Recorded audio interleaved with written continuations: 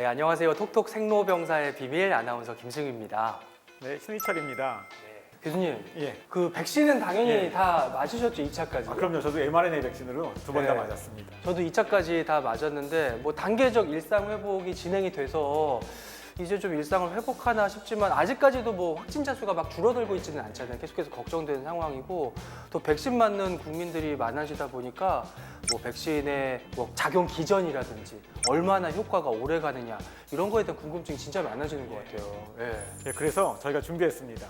mRNA 백신이 무엇인지에 대해서 오늘 모든 것을 파헤쳐 보도록 하겠습니다. 가톨릭대학교 의생명과학과 남재환 교수님을 모셨습니다. 안녕하세요. 가톨릭대학교 의생명과학과 남재환입니다. 저는 바이러스학하고 면역학을 강의하고 있고요. 이런저런 바이러스들, 이런저런 백신들을 개발을 하고 있습니다. 코로나 팬데믹 저희 겪으면서요. 이제는 모두 다 알고 있는 단어가 바로 mRNA 백신인 것 같아요. 맞아요. 예. 먼저 시작을 보면 mRNA 백신이 무엇인지 먼저 그걸 좀 쉽게 좀 설명해 주시면 이 좋을 것 DNA는 같습니다. 그래도 좀 예, 많이 맞아요. 들어가는데. 예, 예. 일단 좀 어려우시더라도 정보의 흐름이라는 걸 알고 있어야 됩니다. 그러니까 우리가 백신이라는 걸 맞으려면 타켓으로 쓸 수 있는 단백질이 필요한데 단백질을 만드는 정보는 DNA가 가지고 있고요. 그 DNA를 이동시켜주는 게 mRNA고요. 그 다음에 그 mRNA를 주형으로 해서 단백질이 만들어지는데 이렇게 하면 또 어렵잖아요. 조금 더 쉽게 얘기를 하면 저희가 만약에 자동차를 하나 산다고 해볼게요. 그럼 자동차가 내 눈앞에 딱 있는 게 그게 단백질입니다. 자동차를 사려면 현금이 필요하겠죠. 그 현금을 mRNA라고 할 수 있을 것 같고요. 은행에 있는 제 통장에 찍혀 있는 그 계좌 번호 그게 아마 어떻게 보면 DNA일 수 있을 것 같아요. 그래서 DNA를 활용해서 mRNA로 현금을 찾고 그걸 가지고 자동차를 사면 제가 마음대로 쓸 수 있는 것처럼 그렇게 이해하시면 딱 맞는 비유는 아니지만 어느 정도 비유가 될 수 있을 것 같아요. 그래서 DNA 백신이든 mRNA 백신이든 간에 결국은 자동차라는 물질을 만들어야 되고 단백질을 만들어야 되는 거는 분명한 사실입니다. 단지 뭐가 좀 더 편한가 거기에 좀 관건이 달려있죠. 그럼 그 mRNA 자체가 백신으로서의 역할을 하려면 어떻게 해서 그 백신의 과정이 되는 거예요? 원래 이 mRNA가 어떤 치료용으로 쓰일 거라는 생각들은 다들 조금씩 하고 있었어요. 그런데 그거를 현실화시켜서 구현화시킨 사람은 울프라는 분이 되게 재밌는 실험을 했어요. DNA하고 RNA를 그냥 만들어서 마우스의 대퇴부에다가 찔렀더니만 그 DNA랑 RNA가 적절하게 원하는 항원을 발현하더라 라는 걸 보여줬고요. 그 3년 지나자마자 독감 백신으로 RNA를 만들었어요. 그런데 문제가 있는 게요. DNA는 저희가 핸들하기가 너무 쉬워요. 만들기도 쉽고 그다음에 부서지지도 않고 마음대로 저희가 쓸 수 있는데 이 RNA라는 녀석은 너무 취약해요. 건드리면 파괴돼 버리고 그 아까 제가 은행 계좌하고 돈을 비교했지만 사실 1,000원짜리로 한 5천만 원짜리 제네시스를 사겠다라고 하면 1,000원짜리 지폐로 5천만 원을 만들려면 어마무시한 이 부피가 필요하죠. 부피도 필요할 뿐더러 또 돈은 취약하잖아요. 이렇게 불 한번 붙으면 확 타버리잖아요. 이 DNA는 은행 계좌에 있으면 제가 번호만 알고 있으면 절대로 안 없어지잖아요. 그래서 그거를 해결하는데 한 20-30년이 걸렸던 거죠. 그렇게 다루기가 어려운 거를 왜 그럼 써요? 다른 걸 쓰지 그럼? RNA 백신은 현금이잖아요. 아까 말씀드린 대로 어디든지 쓸 수 있어요. 가지고 다니기도 편하고 보호만 잘하면 되거든요. 그 보호하는 게 힘들어서 사람들이 오랜 기간이 걸렸는데 몇몇 사람들이 보호를 잘 할 수 있는 어떤 전달체를 잘 만들었고요. 2010년부터 모더나나 저희가 잘 아는 모더나, 바이온텍 이런 회사들, 그다음에 큐어백이라는 회사는 2000년대부터 20년, 10년 정도 그 잘 전달할 수 있어서 치료제 이런 거를 만드는데 많이들 역할을 했어요. 그래서 그게 지금 꽃을 피운 거죠. 만약에 코로나 팬데믹이 없었으면 mRNA 백신이 이렇게 빨리 인허가 받을 수 있었을까를 생각해 보면 개인적으로는 어렵지 않았나 생각을 해요. 사실은 mRNA의 부작용이 당연히 있을 수 있지만 지금 현재 거의 한 반년 이상 그리고 길게는 1년 정도 mRNA 백신에 맞아봤잖아요. 리스크랑 베네핏을 비교해 봤을 때 베네핏이 훨씬 컸죠. 그러니까 사람들이 일단 mRNA 백신에 맞자라고 진행을 하게 된 거라고 저는 생각을 합니다. 근데 이것을 약간은 조금 이제 과학자들은 조금은 또 예상할 수도 있었던 것 같아요. 어떻게 보면 이 전 세계적으로 이 팬데믹에 대해서 관심이 좀 생기기 시작한 게 뭐 2009년 신종플루라든지 그럴 때부터 약간 팬데믹에 대한 관심들이 생겼는데 빌 게이츠 재단이 mRNA 백신 연구에 대해서 몇 년 전에 이제 신종 바이러스에 대한 대비 연구로서 연구비를 지원했다는 얘기가 있었거든요. 그 얘기는 mRNA 백신이 어떤 특정한 이유가 있어서 신종 바이러스에 대한 대비에 또 좀 탁월한 면이 있어서 그렇다는 느낌이 드는데요. 맞습니다. 그 면이 뭘까요? 가장 중요한 건 mRNA는 매우 빠르게 개발을 할 수 있다는 게 첫 번째 이유입니다. 빠르게. 가장 빠르게 개발할 수 있었습니다. 이번 코로나 팬데믹 상황에서도 우한에서 스트레인이 발표되고 나서 딱 2달 만에 임상 일상을 진입할 수 있었거든요. 그건 mRNA의 속도성에 있어서는 탈추종을 불허할 수 있죠. 사실은 그렇게 빠르게 임상에 접근할 수 있었던 건 그 mRNA를 만든 선두 그룹인 모더나나 바이오엔텍, 큐어백 이런 회사들이 이미 임상 1상을 mRNA 가지고 많이 했었어요. 이게 처음 한 게 아닙니다. 다른 거를. 근데 다른 게 대부분 또 캔서예요. 암 치료하는데 mRNA를 많이 활용을 했었고요.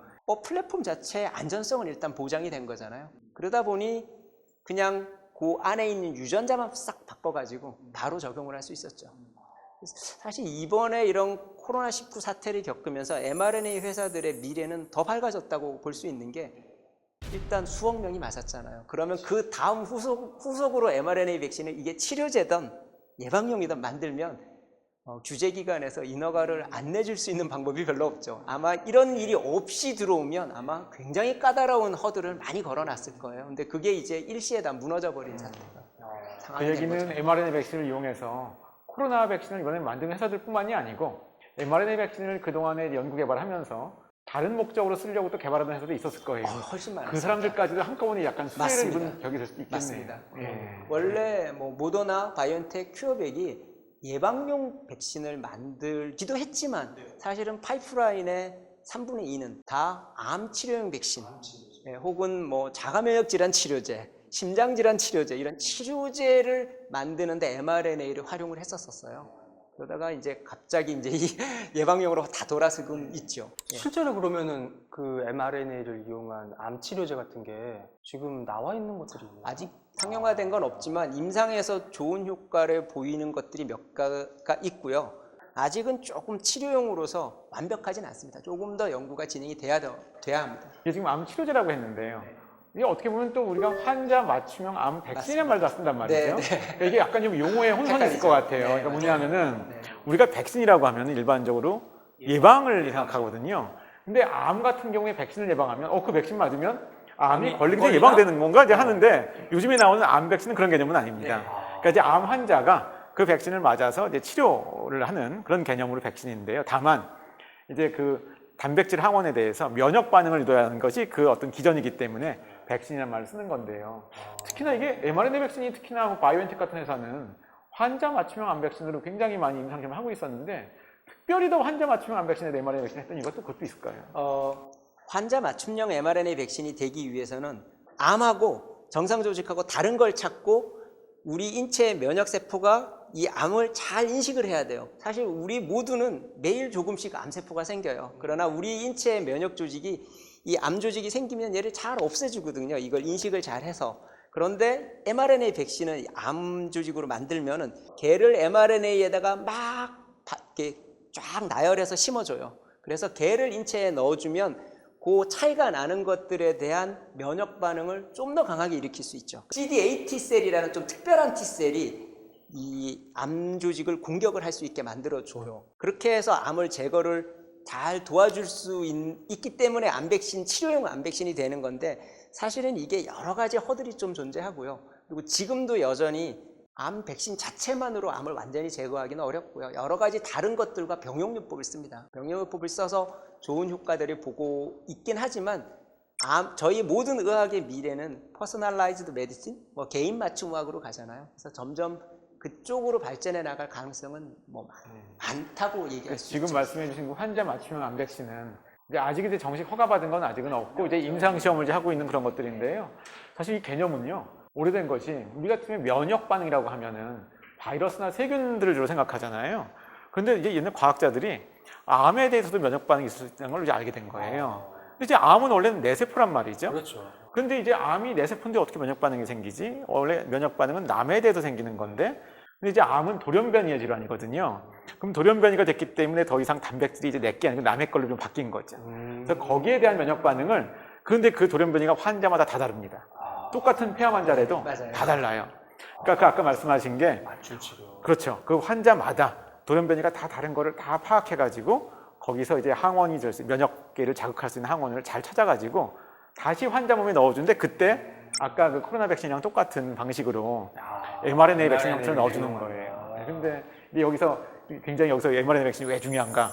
시간의 문제입니다. 맞습니다. 예, 그 그걸 얘기 얘기해 빼먹었네요. 주시면 시간 얘기해 주면 더 좋을 것 같아요. 이게 예. 사실은 네. 암이라는 게 한번 저희 몸에 생기면 굉장히 빠르게 자라잖아요. 네. 그러면 그 암을 수술을 통해서 제거하기도 하고 뭐 여러 방사능을 쓰기도 하고 항암제를 먹기도 하지만 사실은 또 숨어 있는 암들을 저희가 완전히 제거 못할 수도 있잖아요. 그 사이에 환자는 재발을 하고 문제가 되잖아요. 그런데 이 mRNA는 정말 빨리 만들어요. 한 2달에서 석 달 정도면 적절한 환자 맞춤형 백신을 만들 수 있고 주입을 할 수 있거든요. 그러면 우리 몸에 숨어 있는 저희가 수술이나 이런 거로 제거 못했던 것도 잘 죽일 수 있지 않을까? 우리 면역 세포들을 잘 활용해서 그런 의도로 속도감 때문에 사실 mRNA 백신을 쓰는 겁니다. 근데 지금도 이제 항암제 시장이 있잖아요. 근데 이제 예, 굉장히 크잖아요. 이제 거기에 이 mRNA 암 치료 백신이 성공을 하게 되면 판도가 그쪽으로 완전히 기울까요? 이거는 솔직히 저 뭐 교수라서 학자이기 때문에 완전히 모르긴 하나 저는 그렇진 않다고 봅니다. 솔직히 말씀드리면. 저는 두 가지로 설명드릴 수 있을 것 같아요. 지금 뭐 이제 암 치료는 네. 뭐 수술도 하고 수술도 하고. 방사선 치료도 하고 이제 고전적인 항암 이제 항암제 약도 있고요. 최근에 이제 면역 치료제라고 나온 것들이 있죠. 이 백신 말고요. 허가받은 약들이 있습니다. 그런데 이런 것들이 이제 어떤 시장을 다 선점하고 있는데 아마 이 환자 맞춤형 암 백신은 이것이 약간 보조적인 것으로 모든 것에 다 병합이 될 것 같은 느낌이 좀 있어요. 동의합니다. 예, 그러니까 어떤 지금 쓰고 있는 어떤 요법들을 하면서 거기에 하나씩 다 얻는 식으로. 기업에서 뛰어들어야 되는데 이 환자 맞춤형 암 백신이라는 시장이 기업에서 뛰어들게 사실 만만치 않습니다. 왜요? 돈 때문에 그래요. 사실은 이거를 맞으려면 사람이 돈을 내고 한 뭐 몇천만 원이면 할 수 있어 이렇게 돼야 되는데 몇천만 원으로 해결이 안 될 부분인 것 같습니다. 이건 자기에게 맞는 그걸 그렇죠. 왜냐하면 그렇죠. 이거는 미리 만들어 놓은 다음에 그냥 한 잔 주는 게 아니고 맞춤 제작이니까. 맞춤 그렇죠. 제작을 해야 되는데 그러니까 티셔츠를 사는 게 아니라 계속 양복을 맞춰야 그렇죠. 되는 그런 거죠. 맞춤용 예. 양복을 만들어야 되는데 그게 아. 생각보다 어렵습니다. 약간 그림의 떡인데 그러면? 근데 그렇지 않을 수도 있습니다. 왜냐하면 네오엔티진 중에서 또 유니버셜한 네오엔티진들이 좀 존재를 합니다. 그래서 그런 것들은 미리 만들 수 있어서 단가를 낮출 수 있거든요. 그래서 여러 가지 전략들이 있어서 기업들이 관심이 없는 건 당연히 아니고요. 이걸 어떻게 하면 극복을 해볼까를 많이들 고민하고 사실 바이오엔텍에서 그 피부암이나 이런 피부암, 멜라노마라고 부르는 피부암을 공격하는 유니버셜한 네오엔티진이라고 부르는 한 4개, 5개를 만들어서 좋은 효과를 보고 있어요. 그런 쪽으로 조금씩 진출이 되지 않을까 생각을 합니다. 근데 실제로 의학의 역사를 보면은요, 이게 일단은 과학적인 면에서, 기술의 면에서 일단 그 극복이 제일 중요하지. 뭐 가격이라든지 뭐 이런 문제들은 일단 기술적으로 해결되면은요, 맞습니다. 그 다음에 또 떨어집니다. 가격 떨어지고요. 어떻게든 맞습니다. 방법을 찾게 됩니다. 그래서 어떻게 보면 좀 아무리 뭐 고가고 좀 현실성이 없어 보여도 첫 번째 성공을 하는 게 중요하고요. 그렇죠. 그 다음부터 또 미래는 또 바뀝니다. 예. 언제 성공할까요, 교수님? 그건 아무도 예상을 못하는데 어쩌면 꽤 빠르게 진행할 수도 있을 것 같습니다. 왜냐하면 이 선두그룹인 뭐 바이오엔텍이나 모더나 이런 회사들이 사실은 잘 성공한 것 같지만 사실은 또 자금난도 좀 있었거든요. 근데 이번에 코로나19 덕분에 든든한 자금력이 생겼고 그래서 이 사람들이 지금 굉장히 공격적인 M&A를 하고 있어요. 여러 회사들을 병합하면서 암치료 시장으로 뚫고 나가려고 하는 여러 일들을 보여주고 있거든요. 그러면 어쩌면 우리가 생각하지 못하게 내년에 갑자기 뭐 우리 판매해요 이럴 수도 있을 겁니다. 그럼 그런 회사들은 지금이 고점이 아닐 수도 있겠네요. 고점 아니, 이거는 왜냐면 지금 코로나로 지금 백신을 많이 팔았으니까 지금 최정점일 거다라고 다들 생각하는데 이 이후에 다른 치료제, 뭐 암 치료제라든지 그럴 수 있죠. 다른 시장으로 그렇죠. 확 퍼나갈 수도 예. 있는 거잖아요. 당연히 그럴 수 있을 겁니다. 저는 개인적으로 mRNA 백신의 미래는 예방용보다는 치료용에 치료용으로. 있다고 저는 훨씬 생각을 합니다. 하늘을 뚫을 수 있는. 근데 저는 개인적으로 이제 의학 연구를 하는 사람이지만 바이오엔텍의 이름을 처음 들어본 게 2017년이었습니다. 그러니까 2017년 7월 달에 여러분들 많이 들어보신 네이처라는 그 가장 유명한 학술지 거기에 논문 2편이 나왔어요. 그러니까 이렇게 우리가 네. 환자 맞춤형 암 백신 이렇게 했다, 잘했다. 근데 논문 2개가 나왔는데 그 중에 하나가 바이오엔텍이 낸 거고요. 근데 이제 그 다음에 한번 제가 들어가 봤죠. 홈페이지를 들어가 봤더니 코로나 백신 이전에도 거기에 홈페이지에 가면 이제 이런 그 어떤 생명공학 회사들은 자기네 홈페이지에 가면 파이프라인이라고 그래가지고 우리가 이제 이런 약을 개발하고 있고 임상시험하고 있다는 게 쭉 나오거든요. 굉장히 많아요. 몇십 가지가 있습니다. 근데 그게 거의 다 암 쪽이었어요. 근데 이제 이런 걸 하고 있다가 하면서 느꼈을 겁니다. 야, 시간이 진짜 빠르게 만들 수 있구나. 네. 그러니까 코로나19가 팬데믹이 왔을 때 바로 용기 있게 이제 뛰어들 수 있었던 게 아닌가. 아까 전 거기 동의합니다. 코로나 팬데믹이 그분들한테는 지금 당장 어떤 뭐 큰 돈을 벌게 매출이 있으니까 그건 있겠지만 그분들의 향후의 성공을 위한 아마 경험적 발판이 또 될 수 있지 않을까. 네. 그리고 규제 기간을 돌파할 수 있는 한 가지 방안도 됐었고요. 그 아까 2017년 논문은 정말 기념비적인 논문인데요. 맞습니다. 보면 암 환자한테 제 기억엔 10주가 12주 사이에 열 몇 번을 림프노드를에다가 다이렉트로 mRNA를 찔렀어요. 전달체도 없이. 계속 찔러가지고 뭐 500 마이크로그램에서 1000 마이크로그램이면 굉장히 많은 양인데 계속 찔렀는데 그 네오엔티진에 대한 T셀 반응이 생기는 걸 보여줬어요, 이분들이. 그리고 환자 생존율이나 뭐 또 재발 가능성이 뚝 떨어지는 걸 보여줬고요. 그런 걸 보면 물론 그걸 직접 임상에 쓸 수는 없을 겁니다. 여러 가지 문제상. 근데 프루프 오브 컨셉이 끝난 거죠. 사람을 대상으로 캔서가 어느 정도 치료가 돼라는 걸 보여줬기 때문에 개념을 증명. 개념을 증명한 거기 때문에 굉장히 중요한 논문입니다. 그럼 그 개념을 이용하면 암 말고도 다른 질환에도 이렇게 좀 많이들 하고 있습니다. 예, 지금 최근에 mRNA 발현 플랫폼을 적용한 굉장히 기념비적인 논문 또 하나가 한 몇 달 전에 나왔는데요. 그 많이들 알고 계신 크리스퍼 캐스9 시스템이라고 유전자 가위가 잘 작동하기 위해서는 캐스9이라는 어떤 덩치 큰 단백질을 같이 넣어줘야 되거든요. 싱글 가이드 RNA라는 거 하고 함께 넣어서 딱 붙어서 잘라야 되는데 이게 단백질이 너무 커요. 전달하기가 쉽지 않았거든요. 근데 이 캐스9을 mRNA로 만들었어요. 그래서 그거를 간에다가 전달을 시켜서 간에 뭐 하여튼 이상한 단백질이 막 누적돼서 간독성이 생겨서 아주 문제가 되는 그런 희귀 질환이 있는데 얘를 간에다가 넣었더니만 그 단백질을 만들어내는 정확하게는 유전자죠. 유전자를 싹 없애버렸어요. 그래서 유전자 그 단백질의 수치가 뚝 떨어지는 걸 증명을 했어요. 근데 이런 식으로 mRNA는 치료제 혹은 뭐 작년에 나온 또 재밌는 논문은 자가면역 질환 치료제도 나왔고요. 예, 다양하게 지금 적용을 하고 있습니다. 그러니까 예방용 백신 한 길로만 가는 건 절대 아닙니다. 그러니까 아까 그래서 남 교수님께서 그러니까 RNA 백신으로 얘기를 시작했는데 중간중간에 자꾸 이제 mRNA 치료제 얘기를 하셨어요. 아마 이게 다 바로 이런 이유에 따라서 하신 것 같은데요. 그러니까 백신 같은 경우는 사실은 뭐 바이러스나 세균 같은 거에 그 단백질을 넣어주려고 하는 굉장히 제한된 목적으로 쓰고 있는 것이고요. 아까 이제 환자 맞춤형 암 백신 같은 경우는 그 암에 있는 돌연변이 유전자를 넣어주는 것이고요. 이젠 더 나아가서 그 백신이나 뭐 면역 반응과 관련 없는 다른 목적으로도 지금 우리가 어떤 단백질을 넣어주고 싶을 때 그 대신 mRNA로 넣어주는 그런 식의 개념이 점점 확장하고 있는 것 같습니다. 그거를 몸에서 만들어가지고 그렇죠. 쓰는 거죠. 그렇죠. 예. 우리나라 삼성바이오로직스나 셀트리온이 잘하는 게 사실 항체를 바깥에서 잘 만들어가지고 사람 몸에 넣어주는 거였잖아요. 근데 요즘 어떤 개념으로 또 그러니까 개념 증명이 끝났냐 하면 mRNA가 그 항체를 잘 만들도록 해줘요. 그 항체를 만드는 유전자를 mRNA에 넣어요. 그건 매우 빠르게, 간단하게, 싸게 만들 수 있거든요. 항체를 만드는 것보다는 훨씬 싸고. 예, 훨씬 싸고 소규모 시설에서도 만들 수 있어요. 그리고 그 mRNA를 우리 몸에 넣으면 우리 몸이 그 항체를 만드는 공장이 되는 거죠. 사실은 삼성바이오로직스나 셀트리온 같은 데 가면 엄청나게 큰 바이오 리액터가 있어요. 그 안에서 세포를 기르고 그 세포가 그 항체를 열심히 뿜어내가지고 걔를 정제해가지고 우리 몸에 맞는 건데 이제 그럴 필요가 없는 거예요. mRNA가 잘 정립이 되면 그 항체를 그냥 mRNA가 만들고 우리 몸에 찌르기만 하면 우리 몸에서 그런 바이오 리액터 없이 열심히 항체를 만들어내는 거죠. 마우스 수준에서 개념 정립은 다 끝났고 마우스 수준에서는 좋은 효과도 잘 보여줬는데 이게 이제 사람으로 넘어오려면 또 다른 여러 허들이 존재를 합니다. 그런 거를 다 종합해서 봤을 때 그 앞서가는 아까 세 개의 회사 말씀해 주셨잖아요. 그거 말고 좀 눈여겨볼 만한 학자적인 입장에서 굉장히 의미 있는 연구를 하고 있다.